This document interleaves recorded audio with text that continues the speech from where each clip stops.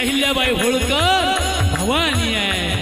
बाबासाहेबांसाठी शेणाच्या गौऱ्या थापून बाजारामध्ये विकून भीमराव आंबेडकरांना पैसे पुरवणारी त्यांची बायको रमाई 4 पोरं मेली, पण आपल्या नवऱ्याला तिने कळवलं नाही।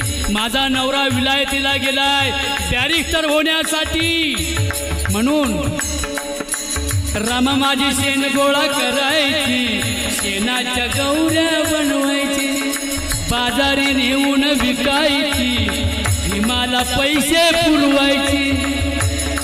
तिची लक्ष्मी